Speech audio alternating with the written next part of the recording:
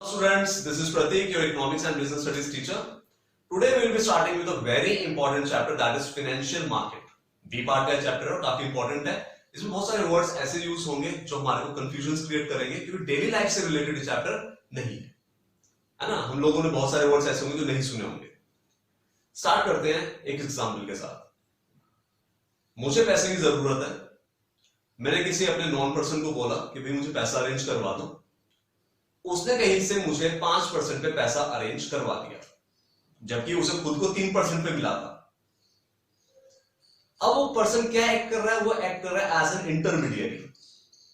जहां से उसने पैसा अरेंज किया वो सरप्लस यूनिट है, उस पर्सन के पास एक्स्ट्रा पैसा था. मैं डेफिसिट यूनिट हूं, मुझे पैसे की जरूरत थी. उस पर्सन ने क्या किया काम? उस पर्सन ने काम किया इंटरमीडिएट का. उसे क्या एडवांटेज हुआ कि 3% में पैसा मिल रहा था, उसने मुझे 5% बताया, 2% वो रख लेगा. Okay, no issues. इसी तरीके से फाइनेंशियल इंटरमीडिएरीज होती है, जिसमें हम एक रेलेवेंट एग्जांपल और बहुत इजी एग्जांपल लेकर चलेंगे. बैंक. मेरे पास एक्स्ट्रा पैसा है और मैंने सुना भी पैसे से पैसा कमाया जाता है. एग्जांपल, मैंने बैंक में पैसा डिपॉजिट किया कि इसमें मुझे कुछ ना कुछ रेट ऑफ इंटरेस्ट मिलेगा और मेरा पैसा बढ़ जाएगा. बैंक उस पैसे का क्या करता है? कभी सोचा है? बैंक आगे उसे कंपनीज में या फिर लोन वगैरह में लगा देगा पैसे. वहां से पैसा कमाएगा और कुछ पैसा मुझे प्रोवाइड कर देगा. तो बैंक इस केस में क्या हुआ? बैंक एक इंटरमीडिएट हुआ, फाइनेंशियल इंटरमीडिएट. क्योंकि पैसे में डील कर रहे हैं तो फाइनेंशियल इंटरमीडिएट हो गया. अब बात आती है कि क्या सिर्फ एक बैंक ही मेरे पास ऑप्शन है या मैं कहीं और कोई पैसा लगा सकता हूं? डेफिनेटली बहुत सारे ऐसे इंस्ट्रूमेंट्स हैं जिनका नाम हम लोगों ने सुना है, जैसे shares, debentures, bonds, treasury bills, mutual funds. ये सारे इंस्ट्रूमेंट्स क्या हैं? ये सारे इंस्ट्रूमेंट्स हैं फाइनेंशियल मार्केट के. बैंक और फाइनेंशियल इंटरमीडिएट आपस में कॉम्पिटिटर है. पैसा एक्स्ट्रा होने पर या तो मैं बैंक में डिपॉजिट करूंगा, और अगर मैं बैंक में पैसा डिपॉजिट नहीं कर रहा हूं तो दूसरा ऑप्शन मेरे पास हुआ फाइनेंशियल मार्केट. फाइनेंशियल मार्केट में ज्यादा पैसा अगर इन्वेस्ट कर दूं तो बैंक में कम करेंगे लोग, है ना. और बैंक में अगर ज्यादा करें तो फाइनेंशियल मार्केट में कम करेंगे. इसलिए इंटरमीडिएट बोल देते हैं. इसलिए हम इंटरमीडिएट प्लस कॉम्पिटिटर बोल देते हैं. क्लियर हुआ? अब डेफिनेशन समझेंगे. Financial market is the market which leads to creation and exchange of financial assets like shares, debenture, bonds, mutual funds. इन सबको क्रिएट करना, नई नई स्कीम्स लेकर आना, और फिर उनका एक्सचेंज मैकेनिज्म. एक्सचेंज मैकेनिज्म का मतलब कि उनमें लोग पैसा लगाएं और ये बीच में इंटरमीडिएट का रोल प्ले कर पाए. This is the function of financial market. आया समझ में? मुझे शेयर्स में पैसा लगाना है, मैं जाकर कंपनी में बोलूंगा ये 500 रुपए रख लो या 5 लाख रुपए रख लो. मैं किसी ब्रोकर के थ्रू क्या करूंगा? शेयर्स में पैसा लगाऊंगा. अब ये शेयर ब्रोकर क्या हुआ? ये इंटरमीडिएट हुआ. This is are the part of financial market. This brokers are also part of financial market. अब आगे का पॉइंट समझेंगे कि फाइनेंशियल मार्केट में पैसा लगाने के हमारे पास दो ऑप्शंस हैं. या तो हम लॉन्ग टर्म के लिए पैसा लगाएं या हम शॉर्ट टर्म के लिए पैसा लगाएं. अगर हमें शॉर्ट टर्म के लिए पैसा लगाना है तो हम पैसा लगाएंगे मनी मार्केट के अंदर. या कंपनीज को अगर पैसा रेज करना है 1 साल से कम टाइम के लिए, 1 साल से कम टाइम को हम शॉर्ट टर्म पीरियड बोलते हैं. अगर कंपनी को 1 साल से कम के लिए पैसा रेज करना है तो दे will B opting for money market instruments. आज हम लोग इस वीडियो के अंदर 5 मनी मार्केट इंस्ट्रूमेंट्स पढ़ेंगे. पहला है treasury bill. Treasury bills are unsecured promissory note and they are negotiable. Sir तीनों ही वर्ड समझ में नहीं आए. अनसिक्योर्ड का मतलब है कि जो भी उसे इशू करेगा वो कुछ भी गिरवी नहीं रखेगा, मॉर्गेज कुछ भी नहीं करेगा. तो क्या हुआ? अनसिक्योर्ड हुए. नेगोशिएबल वर्ड का मतलब कि आगे अगर मुझे पैसे की जरूरत है तो वो मैं किसी और को साइन करके, एंडोर्समेंट बोलते हैं उसे, ट्रांसफर कर सकता हूं. Third one is it is kind of a promissory note. आप लोगों ने पढ़ा होगा, लेकिन प्रॉमिसरी नोट क्या होता है? जिसमें एक तरीके से एक प्रॉमिस किया जाता है कि इतने टाइम के बाद मैं आपका पैसा, इतना जो टोटल सम है वो वापस कर दूंगा. अगर आप कभी ध्यान देंगे तो जो करेंसी नोट है, अभी आपकी जेब में जो 500 रुपए का नोट ऊपर निकल रहा है, उसमें भी लिखा हुआ है ना, मैं धारक को 500 रुपए अदा करने का वचन देता हूं. That is also an example of promissory note. आया समझ में? अनसिक्योर्ड है, नेगोशिएबल है, और क्या प्रॉमिसरी नोट है. अब नेक्स्ट बात आती है ट्रेजरी बिल से रिलेटेड कि they are issued at discount and redeemed at par. मतलब कि ये इशू डिस्काउंट पे किए जाएंगे, 1 लाख इनकी फेस वैल्यू है, आपको 96,000 देने हैं and they will be redeemed at par, जो फेस वैल्यू है उतना पैसा आपको मिल जाएगा। 1 लाख रुपया ट्रेजरी बिल के ऊपर लिखा हुआ था 6 महीने के बाद, 96,000 मैंने दिए, 1 लाख रुपया मुझे 6 महीने बाद मिल गया। ये क्या हुआ? They were issued at discount and they were redeemed at par. Clear होती है ये चीज? दोनों के बीच के में जो डिफरेंस है 1 लाख और 96,000 के बीच में, that is 4,000, that is what that is interest. And because of this characteristic, they are also known as zero coupon bond. Issue कौन करता है? सबसे इंपॉर्टेंट, इन्हें इशू करता है RBI, reserve bank of India, on the behalf of government. Government को पैसा raise करना है कमर्शियल बैंक्स वगैरह के थ्रू, उन्होंने ट्रेजरी बिल सेल करने शुरू कर दिया। कमर्शियल बैंक जिसमें पैसा लगा देंगे उनके पास पैसा कंपैरेटिवली नहीं बचेगा, उन्होंने इन्वेस्ट कर दिया अपना पैसा। इंटरमीडियरी कौन हुआ? आरबीआई। इन्वेस्टर कौन हुए? Commercial banks. डेफिसिट यूनिट कौन हुई इस तरह से? गवर्नमेंट। रिलेट कर पा रहे हो? है ना? आरबीआई इशू करता है। नेक्स्ट कैरेक्टरिस्टिक इसकी आती है, they are issued in the multiple of 25,000। 550 रुपए, 700 रुपए, 7,000, 12,000 नहीं, ये जो इशू होंगे 25,000 मिनिमम है और फिर उसके मल्टीपल में 25, 50, 75 और 1 लाख। मैच्योरिटी पीरियड कितना रहेगा? 1 साल से कम, क्योंकि मनी मार्केट के इंस्ट्रूमेंट है और मनी मार्केट के इंस्ट्रूमेंट जितने भी होंगे सबका मैच्योरिटी पीरियड 1 लाख से कम का होगा। सबसे ज्यादा लोग ट्रस्ट करते हैं या सबसे ट्रस्टवर्दी रहता है हमारा ट्रेजरी। कौन इशू कर रहा है? सेंट्रल बैंक, है ना, बैंक का bank, that is RBI. Next type of instrument is commercial paper.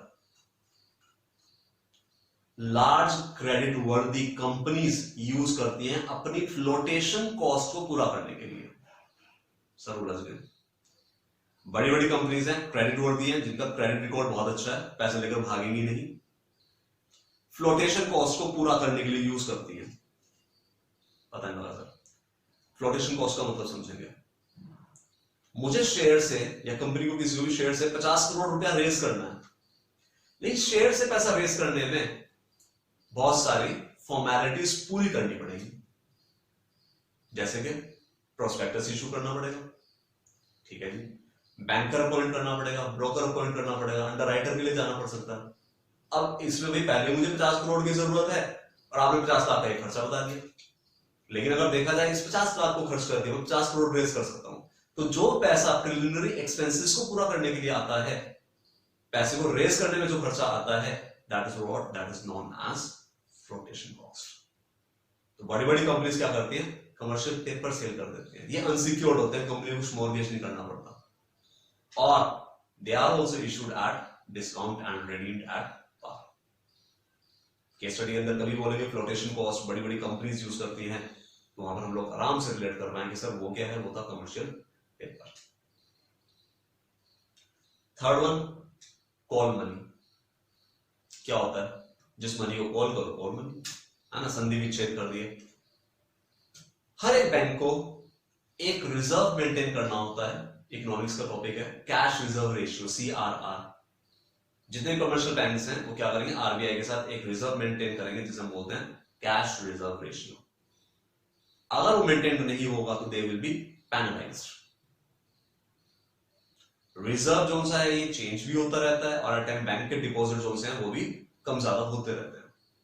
उस रिजर्व को मेंटेन करने के लिए एट टाइम एक बैंक दूसरे बैंक से उधार लेता है, जिसे हम बोलते हैं कॉल मनी।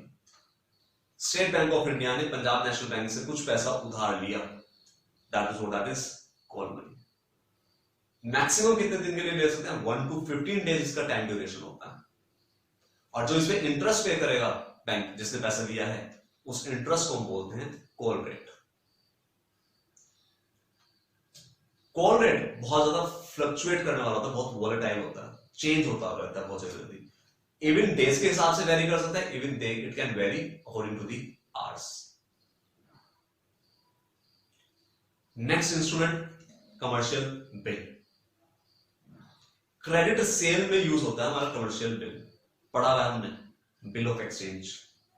मैंने किसी से कुछ उधार लिया, मैंने दीपक से कुछ उधार परचेस किया, अब दीपक को टेंशन है कि यार उसकी पेमेंट ना मर जाए। वैसे है नहीं ऐसी टेंशन उसे कोई, लेकिन मान लो कि दीपक को कोई टेंशन है कि उसकी पेमेंट ना मर जाए, क्या करूंगा मैं? उसे भी बिल ऑफ एक्सचेंज दे दूंगा। मैंने भी ये रख लो, आपकी मेरी गारंटी है, एक तरीके से मेरे साइन वगैरह है, सब कुछ लीगल फॉर्मेलिटीज पूरी है। अब दीपक को अगर पैसे की जरूरत पड़ गई तो वो डिस्काउंट करवा सकता है उस कमर्शियल बिल को, कहां से? बैंक से। आया समझ में? This is what this is commercial bill. The next one and the last one in the money market instruments is certificate of deposit. Fix deposit हम लोगों ने सुना है, हाँ जी सुना है जी, एफडी करवा लेते हैं, पापा ने करवा रखी है। एफडी क्या है? मैंने बैंक में पैसा डाला, इतने साल बाद मुझे पैसा देंगे, that is what that is FD, fix deposit.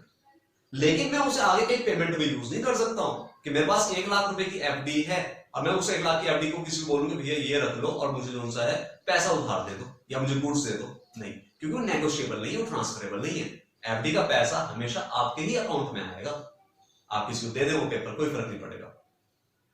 Companies क्या यूज करती हैं या बैंक्स एट टाइम, जब उनके पास पैसा कम होता है, नए डिपॉजिट्स नहीं आ रहे, क्रेडिट की डिमांड ज्यादा है, तो they issue certificate of deposit to the companies. ठीक है, आपको पैसे की जरूरत है, ये आपको सर्टिफिकेट ऑफ डिपॉजिट हमने इशू कर दिया, ये नेगोशिएबल है, आप आगे यूज से कर सकते हैं। तो आज हम लोगों ने 5 पढ़े इंस्ट्रूमेंट्स। पहला था कौन सा? Treasury bill. ट्रेजरी बिल में याद है क्या था? Treasury bill RBI zero coupon bond है ना, 25,000 की मल्टीपल में। दूसरा था कमर्शियल पेपर, लार्ज क्रेडिट वर्दी कंपनीज इशू करती हैं, किस चीज के लिए जी? फ्लोटेशन कॉस्ट को पूरा करने के लिए। एक और नाम भी होता है इसका, ब्रिज फाइनेंसिंग को होता है। थर्ड हम लोगों ने पढ़ा, कौन सा था? It was call money, inter corporate deposit, एक बैंक दूसरे बैंक से उधार ले रहा है ना, that is what that is call money.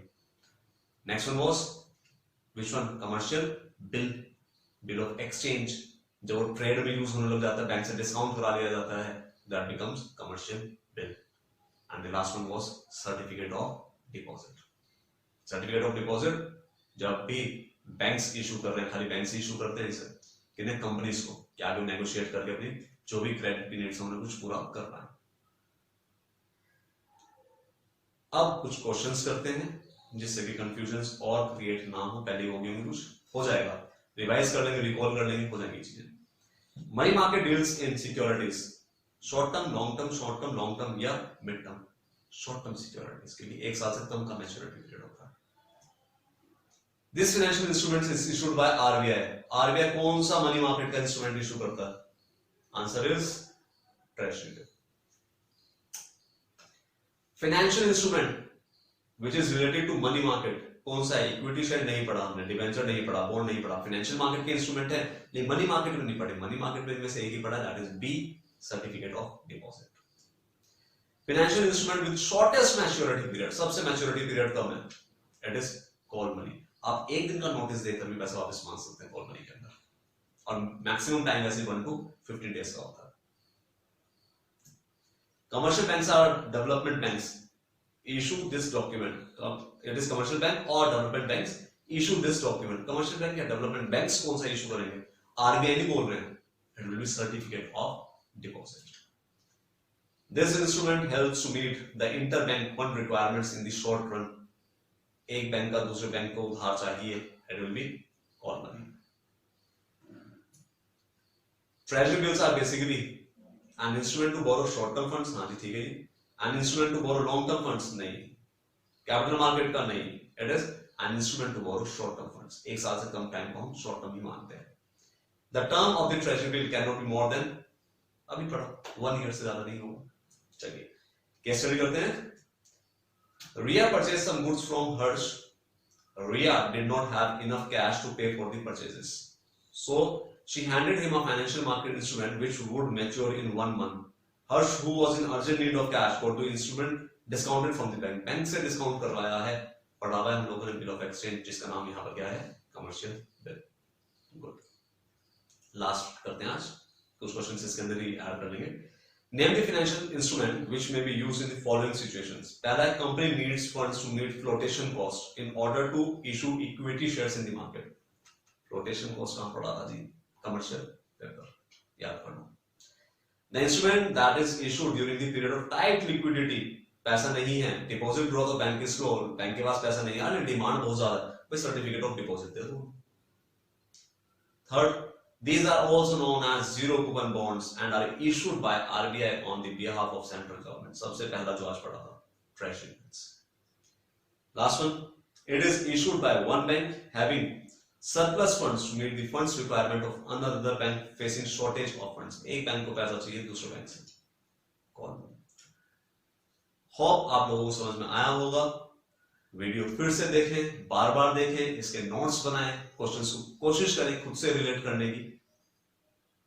आज की वीडियो में इतना ही. Stay tuned for the next video. That will be a good one as it was, and don't forget to tell whether it was a good one or not. So don't forget to give your suggestions and views in the comment section. Thank you.